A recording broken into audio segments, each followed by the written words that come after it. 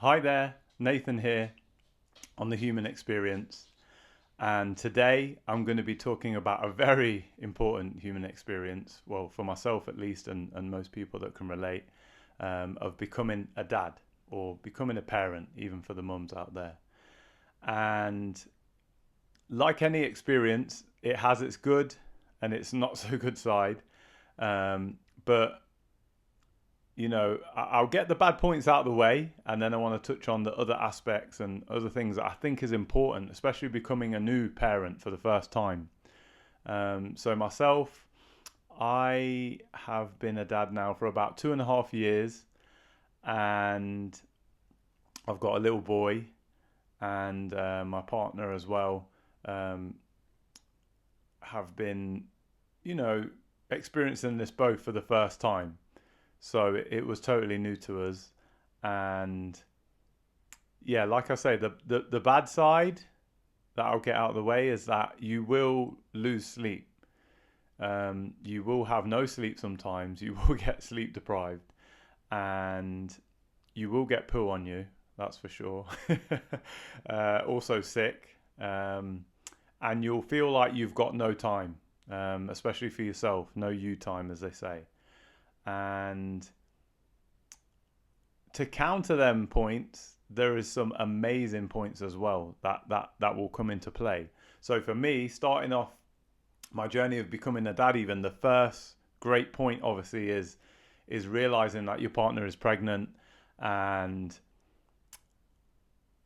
it's that realization that there's like a countdown from that moment that we've done the test, and we know that my partner Andrea is pregnant, that yeah, here we go. Like, if all things go to plan, within the next 9 months, there will be a new being that we're responsible for. So that's pretty daunting, but also exciting. So there's that aspect of it.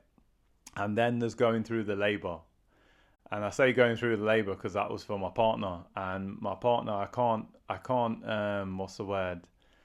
I can't say enough for how proud I was of how she handled that situation. Like, everyone's birth is going to be different in some regard, and as a man you feel very kind of almost distant in the sense as you're not experiencing the actual birth and the labor yourself physically. So you're there, you're present if you can be, and luckily I was. And our little boy was born at 4 in the morning, 13 minutes past 4. And yeah, I just remember the whole, my missus building up with her contractions at the hospital, and me going back and forth because we had a dog, so I didn't want to leave him too long. And obviously my missus was probably in the hospital for a total of, I think it was about a day and a half, just with the timings that he chose to come. And yeah, like I say, there's a lot of back and forth, a lot of waiting around. And then, yeah, for me, when this moment happened of giving birth, and my missus has gone through all this ordeal of, like, I can see her getting more and more tired and lack of sleep because she's not slept all night, obviously. And then he's born, and it's like a relief. I know my missus said she was so apprehensive of how he was going to be up until that moment that she hears him crying, because you just don't know. And obviously, you're hearing the heartbeat monitor in the hospital, and the nurses are informing you like what's next and all this. But yeah, there's nothing like the actual time when it comes. And yeah, when he came out, I got to cut the cord, which was amazing. I would highly recommend, like I say, any partners that can be there and witness that is fine. It's not about the whole, oh my god, you don't want to see that because it's gross, or it reminds you of some sci-fi films. It's not like that. Yeah, it's really surreal, like meeting your little one for the first time, because you might have seen him on scans, or you know they're on the way, but yeah, nothing prepares you for that. And then yeah, there's all the kind of sorting things out of the hospital, getting him home. If everything's okay, you can go pretty quickly. And yeah, having this newborn in the house, which is a challenge in itself. And I'll probably keep touching on that, like of the good and bad points. But the way I see it now, like 2.5 years in, is that this is one of your biggest challenges of life. Like, there's lots of milestones in life: passing your driving tests, passing your school exams, you know, going for job interviews, different milestones that come up that are challenges in themselves, but it doesn't make them a bad thing. And I think being a parent is one of them. Like, it is totally a challenge. And that's why I get why some people are like, I don't want to have kids, I don't want to do this. And I get that, like, not everyone is into the same thing. But if you do embark on this challenge, whether it's by choice or by accident or not at the right time, then just all you can do is prepare the best you can and work together, especially with your partner. If you're fortunate to be in a relationship still and there's no kind of being a single parent and that kind of stuff, then yeah, just work together with your partner. If you are a single parent, obviously get as good a support network as you can with any close family and friends that can help out, because it's not to be done on its own. I always think back, and my missus will always laugh when I say this, but back to the days of early humanity, in the caves or after in villages, like it would have been that motto of it takes a village to raise a child. And that's because I think everyone gives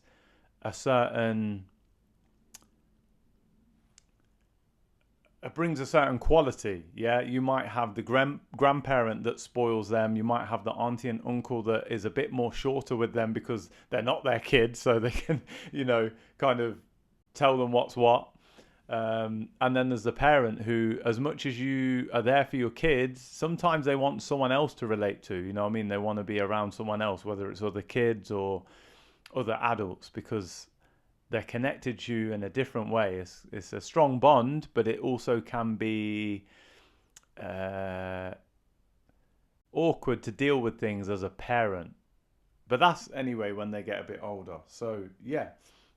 Like I say, as well as feeling that immense love for your child, which is a great positive, obviously, you're going to have lots of laughs along the way, and you're going to have a lot of people coming to see your newborn.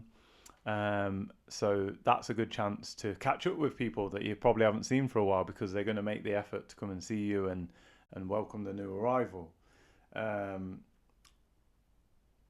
then, there's so many lessons to be learned. I was speaking to my missus about this, and as they grow up now from the newborn stage, you learn so much about the human emotions and characters and stuff like that. So we realize already in our little boy, like I say, that he has outbursts of anger. He gets very emotional sometimes, like wants to cry about things that it could be just he couldn't turn the page on a book for a second, or something's just too difficult for him to reach the door and open it. But he might have done it before, but you just see the frustration or the upset. And then you recognize that in yourself. Like, when he's tired or when he's hungry, he's going to get grouchy. And we're the same. And obviously, over time, when you grow up in a social setting, you learn to kind of dampen down your emotions and feelings. Sometimes it's not so direct. And people might get a little gist of it, like, this kind of indirect kind of aggression or shortness or whatever, impatience. But with a child, you just learn that, you need to harness them things, but also like let them out as well and experience them emotions. So if you want to cry, if you want to get angry, do it. But then what I would say is, dealing with a child then, also as you would then with an adult, is that you ask them questions like, why did you get upset? Why are you upset? But not so much the don't cry or don't get angry. You just want to know why they got to that point. And then maybe you can guide them into the whole, maybe this is how you can go about dealing with that or solving that. So sometimes when Blake gets annoyed, say we're reading a book and he's like, I can't turn the page, I can't do it, Daddy, or whatever. And I'm like, Okay, just ask me to do it for you then, or ask me to help you separate the page, and then you can finish turning it over. So it's just things like that. It's almost like you're coaching them or managing them, the emotions for them. So that's really interesting, I thought. I also wrote some notes about, obviously, for the parents, like getting that whole life balance. And that means with your personal life and your work life. So for us, we've been through a lot of changes since Blake was born to sort things out, like our work schedules. So my partner has gone down to part time. Initially, she didn't, but then we realised that it's a lot for us both to be full time and looking after Blake. It's a lot. But one thing for sure that we had to contend with was finances. And, none of us want to bring that aspect in when it comes to raising a child, but it's a reality, isn't it, of the world? And this is how we survive nowadays. We don't have to hunt and gather, but in order to get resources, we have to work. So basically, yeah, we took a bit of a financial hit in terms of where our careers were before having Blake and after. And now I think we've got a happy medium of, like, we've not got endless amounts of income and resources, but we get by. We get by enough to provide everything we need. We've had to definitely cut back on things like holidays, and with things like getting to work and commuting in your car. Like we've basically kept the cars we've had for a few years. For us, again, going part-time, it meant that Blake didn't need to be in full-time nursery, or luckily we've got grandparents around, so anyway we let them have him the odd day, and then he goes nursery a couple of days a week, which we feel is important ourselves as parents. Like, there can be an element of guilt of giving your child to someone you don't know and going to a strange place, but I think as well there's always a positive and a negative to everything. So what we found at nursery is he likes the staff. He loves the actual nursery because it's got lovely facilities, gardens, and the interaction with the kids. So especially for Blake being an only child, maybe if another child came along, then he would play with that child and it'd be a different dynamic. But because he's an only child, having that interactions at nursery is brilliant because he gets to be around other kids and maybe not have it all his own way and not be the center of attention. So I love that aspect, that he can go there a few days, and then obviously my missus has him when she's off, and for the rest of the week they'll do activities together, go to groups, meet up with family and friends and stuff. So yeah, like I say, you have to work together. You have to, with that work-life balance as well, then when you've got that balance of time off, have you time. So for my partner, what's important to her was to train and to be part of like a team in sports. So she plays netball, and she's gone between doing like PT sessions to like doing the gym herself. And yeah, it's just finding that time to do stuff. For myself, I've definitely cut down on the gym. And sometimes it's just resorted to, like, literally, like I say, because we have a dog, I go for a run with the dog. That's my exercise during the week, just going for runs with the dogs once or twice. And having a kid in itself is keeping you active. So going to the soft plays, taking him on walks. I've also got a seat on my bike, so riding the bike. There's so many things you can do to keep yourself active. Even you can just push him in the pushchair and go for a long walk. If he's in a good mood, he doesn't mind just taking in the scenery and what's going on, especially when they're really young. So you can find ways, to get things done, what you need to do. Definitely, I would say work in shifts with your partner for the sleep, because your child obviously in the beginning is going to get up so regularly, and I know it's hard sometimes. If you breastfeed as a mum, then you kind of need to be there if you can express, obviously, and then the partner can help out and give that express milk in a bottle maybe. But yeah, if they're formula fed, obviously it's a lot easier. You can just both share the load. But it's like, say you realize that you're getting up a few mornings or a few nights, then alternate with your partner. Maybe you get up one night and do the nights, and then they get up in the morning, and then you alternate the opposite after. And it just gives you that respite. And one thing my partner said, which I thought was really important, because I was asking her, what do you think from your point of view that you would say? And she said, like, speak to your partner and see how they're getting on. But also, if you recognize something in your partner, just give them a bit of a break. You know, if they're maybe getting a bit, you know, they call it baby brain, where they're a bit forgetful or just can't organize themselves because of the sleep deprivation, I think it is. That, yeah, just give your partner a hand and maybe take the child out for a bit, or just take them off their hands, even if you go play in the garden, or, you know, take them off for bath time, just to give them a bit of respite.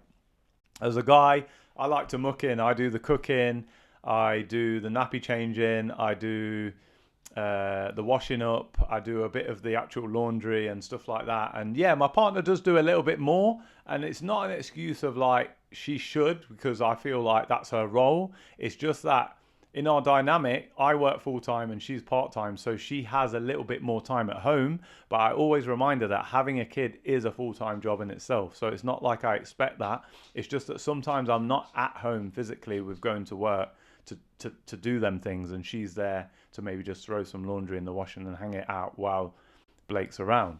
So I went to the local town centre and I asked a few parents what the best thing is about being a parent, what the hardest thing is about being a parent, and any advice and tips they have for parents. And this is what they said.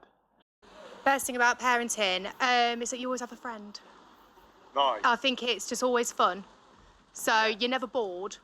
Because my first son, he's with my ex. So when he goes, before I had my second child with my current partner, I felt bored and I was sad. And I just think the best thing about being a parent is just the fun and the joy they bring you. Oh, brilliant, brilliant. What is the hardest thing about being a parent? Oh, the hardest thing about being a parent? I think sometimes it's kind of like juggling, you know, trying to find time for yourself. Because I think sometimes as a parent, it's quite easy to lose yourself, in a sense. Because we were only saying this the other night, like, what are my hobbies? What are the things that I do for myself? And I think sometimes you can lose yourself, but in a sense, even though it's the hardest thing, you find your new self, in a way. And what would you say, what helps you to have, I always call it with my partner, the you time. So Yeah. what do you do to have that, to get the break? Routine. Bedtime.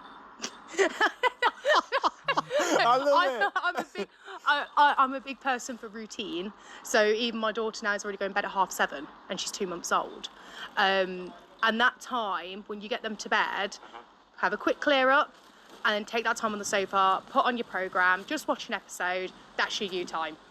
And I think that's really important. If you can't get your kids to bed until 10 o'clock and then you're going to go to bed at 10 o'clock and then you're both waking up at the same time, where's your little bit of your you time?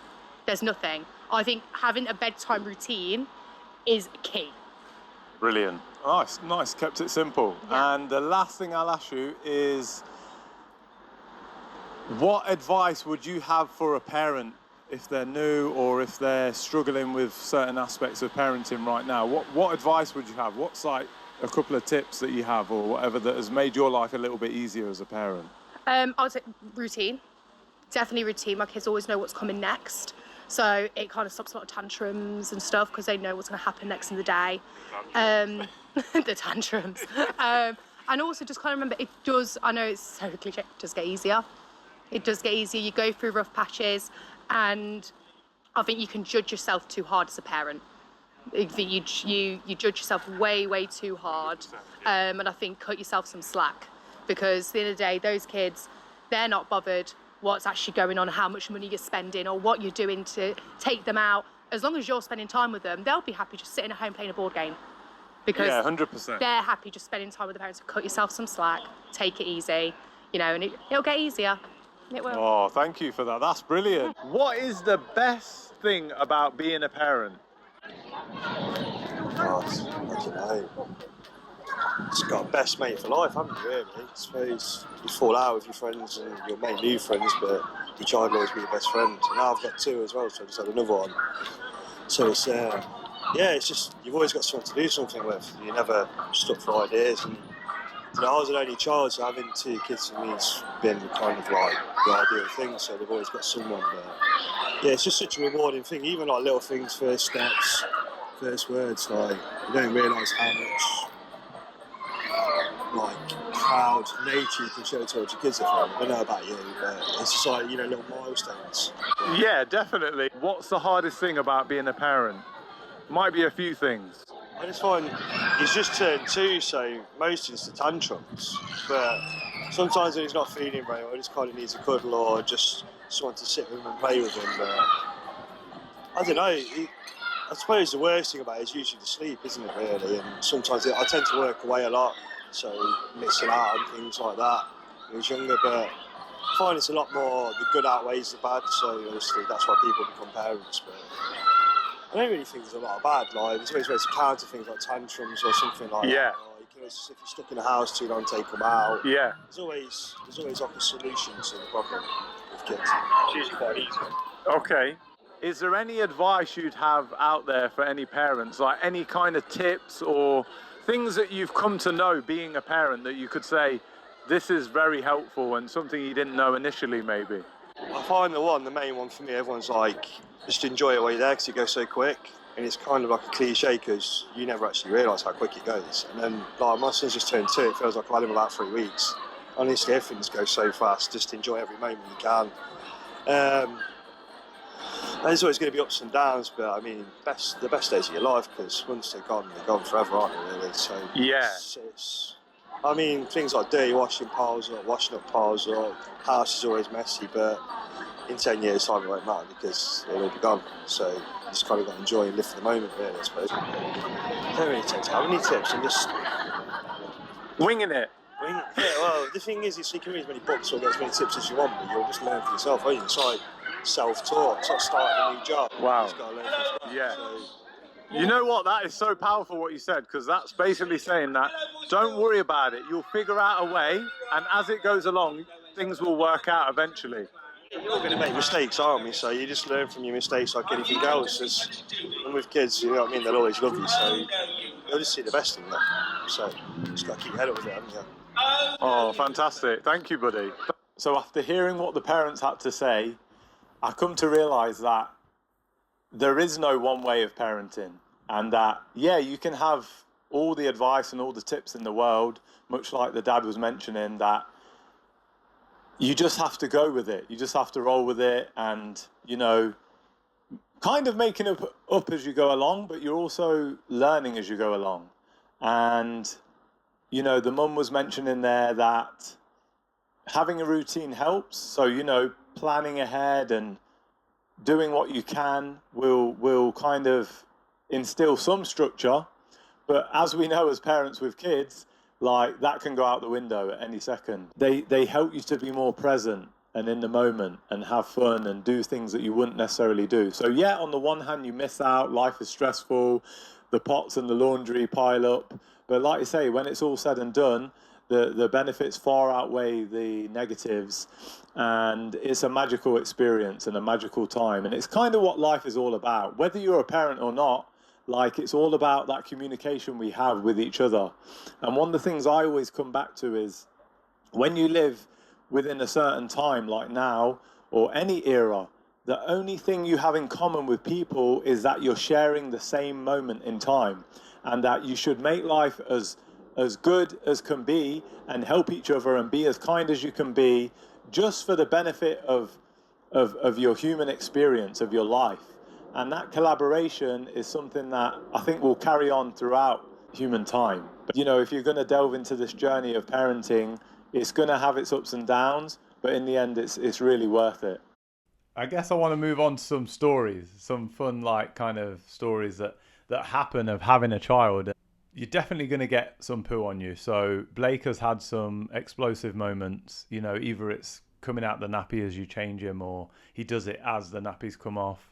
He's done the whole fountain, onto the wall when he's weed on the wall and stuff, getting changed.